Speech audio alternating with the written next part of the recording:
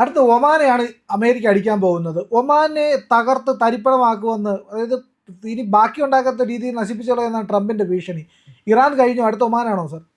ഇന്നലെ cabinet കൂടിയിരുന്നു, American cabinet കൂടി കഴിഞ്ഞിട്ട് അദ്ദേഹം പത്രക്കാരോട് സംസാരിക്കുമ്പോൾ പറഞ്ഞ കാര്യം ഇതാണ്: ഞങ്ങൾ ഒമാനെ ശരിപ്പെടുത്തി കളയുന്നതാണ് പറഞ്ഞേക്കുന്നത്. കാരണം ഈ ഹോർമുസ് സ്ട്രെയ്റ്റിലെ പ്രശ്നം പരിഹരിക്കുന്നതിന് ഇറാനും ഒമാനും കൂടി ഒരു പദ്ധതി ആവിഷ്കരിച്ചിട്ടുണ്ട്.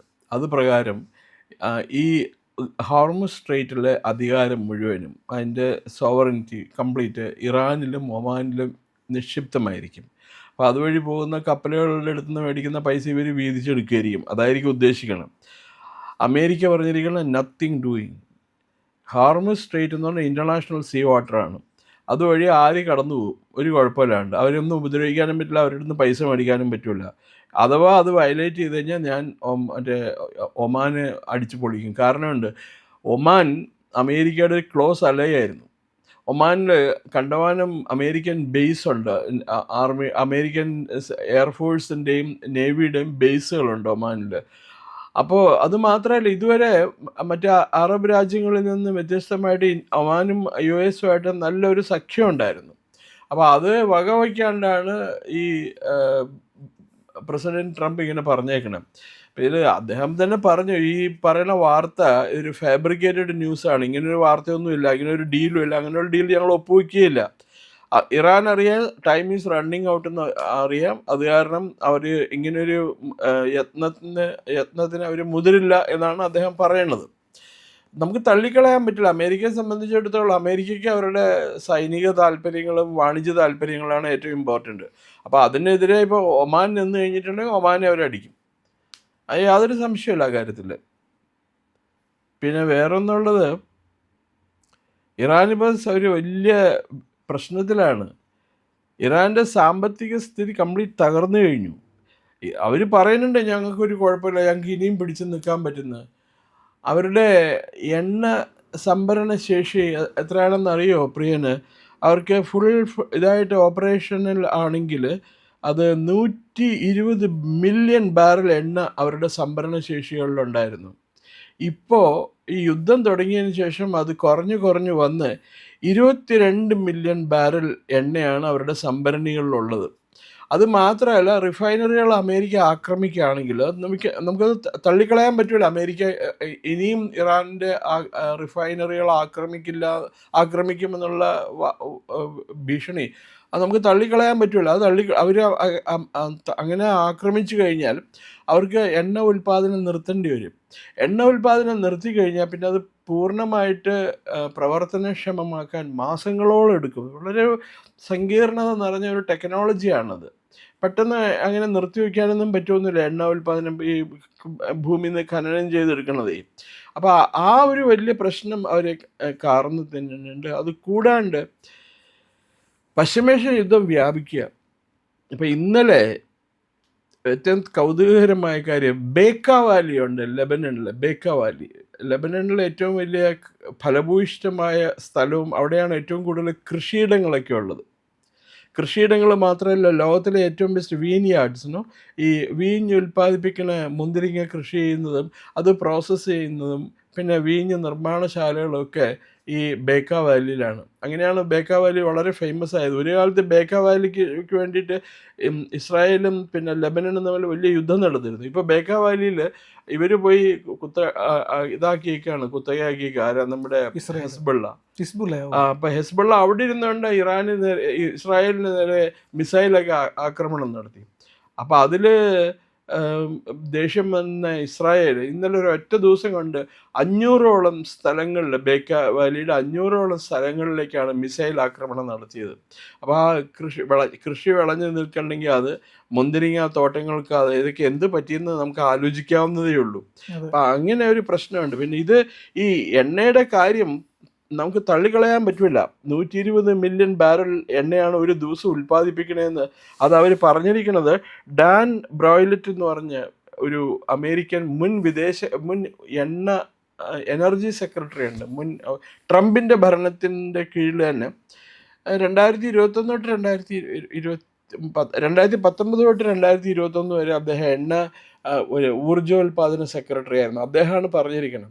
അപ്പം അത് ഇറാനെ ഭയങ്കരമായിട്ട് ബാധിക്കും. വെറുതെ ഒരു ഹിയർ സൈഡ് പുറത്തല്ല, ഒരു വിദഗ്ധനായിട്ടുള്ളൊരു വ്യക്തിയാണ് പറഞ്ഞിരിക്കുന്നത്. സർ, ഈ ഗൾഫിൻ്റെ ആ സ്ട്രൈറ്റ് അത് ആരുടെയും സ്വത്തല്ല, അത് പൊതു സ്വത്താണ്, എല്ലാവർക്കും അവകാശപ്പെട്ടതാണ്, ലോകത്തിൻ്റെ മുഴുവൻ ട്രേഡ് റൂട്ടാണത്. അത് ഒമാനോ ഇറാനോ കൈവശപ്പെടുത്തുന്നത് ശരിയല്ല എന്ന് പറയാനുള്ള സ്വാഭാവിക അവകാശം അമേരിക്കയ്ക്കില്ലേ? അമേരിക്ക ആ ഒരു കാര്യത്തിൽ വളരെ ശരിയാണ്. കാരണം ഐക്യരാഷ്ട്രസഭ തന്നെ പറഞ്ഞിട്ടുണ്ടല്ലോ, international law of the sea പ്രകാരം ഈ ഹോർമോസ് സ്ട്രെയിറ്റ് അത് ഇൻ്റർനാഷണൽ സീ റൂട്ടാണ്, ഇൻ്റർനാഷണൽ മാരിടൈം റൂട്ടാണ്. അതിൻ്റെ പുറത്ത് ആർക്കും അവകാശമില്ല. ആർക്കും വേണമെങ്കിൽ അതുവഴി കപ്പൽ സാധനങ്ങൾ കൊണ്ടുവരിക എന്ത് വേണമെങ്കിലും ചെയ്യാം. അതിൻ്റെ പുറത്ത് ആർക്കും അവകാശം ഉന്നയിക്കാനായിട്ടുള്ള അധികാരമില്ല. അപ്പോൾ അതിൽ അമേരിക്ക പറയുന്നത് ശരിയാണ്. നമുക്ക് ഒട്ടും അമേരിക്കയായിട്ട് ഡിസഗ്രി ചെയ്യാൻ പറ്റില്ല. ഇത് മുഷ്കാണ് കാണിക്കുന്നത്, ഈ ഇറാൻ്റെ മുഷ്കാണ് കാണിക്കുന്നത് മുഴുവൻ. അവർക്ക് അറിയാം, അവർ യുദ്ധത്തിൽ അവർ തോക്കുന്നവർക്ക് അറിയാം. അത് തോൽവിയുടെ നാണക്കേടിൽ നിന്നും രക്ഷപ്പെടാൻ വേണ്ടിയിട്ടാണ് അവരിപ്പോൾ ഇങ്ങനെയൊക്കെ കാട്ടിക്കൂട്ടുന്നത്. പക്ഷേ ഇതിൽ ഒമാന് ശരിക്കും ഇറാനോടൊപ്പം ചേരാനുള്ള ഒരു സാധ്യതയൊന്നും കാണുന്നില്ലല്ലോ. ഇപ്പോൾ അവരിപ്പോൾ എന്താ ഈ ഹോർമസ് സ്ട്രെയിറ്റ് അവരുടെയും ഇറാൻ്റെയും കൂടി പൂർണ്ണ നിയന്ത്രണത്തിലായിരിക്കും എന്ന് പറഞ്ഞത് കാരണം നമുക്കത് അല്ല, അത് അവരുടെ ഒരു താല്പര്യം പറഞ്ഞതല്ലേ. അതായത് പക്ഷെ അത് ഇറാനൊപ്പം ചേരുമോ അവർ? ഇറാൻ്റെ ഒപ്പം ചേരാനുള്ള സാധ്യത കുറവാണ്. കാരണം അമേരിക്കയുടെ ഏറ്റവും വലിയൊരു വളരെ ട്രസ്റ്റഡ് അലയാണ് പശ്ചിമേഷ്യയിൽ. അമേരിക്കയുടെ ഏറ്റവും വലിയ വിശ്വസ്തനായ ഒരു എന്താ സഖ്യകക്ഷിയാണ് ഒമാൻ. അപ്പോൾ അവരങ്ങനെ ഇറാനെ പെട്ടെന്ന് അമേരിക്കനെ തള്ളി പറഞ്ഞുകൊണ്ട് ഇറാൻ്റെ കൂടെ ചേരുന്നവർ തോന്നണില്ല. ഇപ്പം തമാശ എന്താ അറിയോ, ബ്രിട്ടനും ഫ്രാൻസും ഒക്കെ പോലുള്ള രാജ്യങ്ങൾ അമേരിക്കയുടെ കൂടെ നിൽക്കില്ല എന്നാണ് ആദ്യം പറഞ്ഞിരുന്നത്. അവർക്ക് ഇപ്പം അമേരിക്കനെ ഹെൽപ്പ് ചെയ്യാനായിട്ട് കപ്പലുകളുമായിട്ട് വന്നിട്ടുണ്ട്. അവരുടെ കപ്പലുകളെ മുഴുവനും, എല്ലാ കപ്പലുകളിലും ഒരു 3-4 കപ്പലുകൾ ബ്രിട്ടൻ്റെയും പിന്നെ ഫ്രാൻസിൻ്റെയും അവർ ഡിപ്ലോയ് ചെയ്തിരിക്കുന്ന ഈ പശ്ചിമേഷ്യൻ സെക്ടറിലാണ്.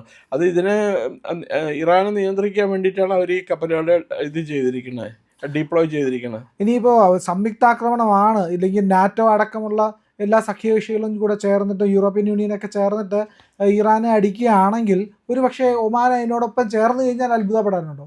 ഇറാൻ്റെ ഒപ്പം ഒമാൻ ചേരുന്ന കാര്യം വളരെ സംശയാസ്പദമാണ്. കാരണം പ്രസിഡന്റ് ട്രംപ് തന്നെ ഇന്നലെ പറഞ്ഞിട്ടുണ്ടല്ലോ, ഈ വാർത്ത ഒരു ഫാബ്രിക്കേറ്റഡ് വാർത്തയാണ്, ഇതിനകത്ത് യാതൊരു സത്യമില്ലാന്ന് അദ്ദേഹം പറഞ്ഞു കഴിഞ്ഞു. അപ്പോൾ പിന്നെ ഒമാൻ ഇതുവരെ പരസ്യമായിട്ട് പ്രതികരിച്ചിട്ടില്ല. ഒമാനിൽ നിന്ന് എന്തെങ്കിലും ഒരു പ്രതികരണം വരണം, ഇതുവരെ വന്നിട്ടില്ല. അപ്പോൾ ഈ വാർത്ത ശരിക്കും തെറ്റായിട്ടുള്ള ഒരു വാർത്തയായിരിക്കാം. അതല്ലെങ്കിൽ ഇറാനിലെ നേതൃത്വ പരിമിതി കാരണം നേതാക്കന്മാരും ഇല്ലല്ലോ.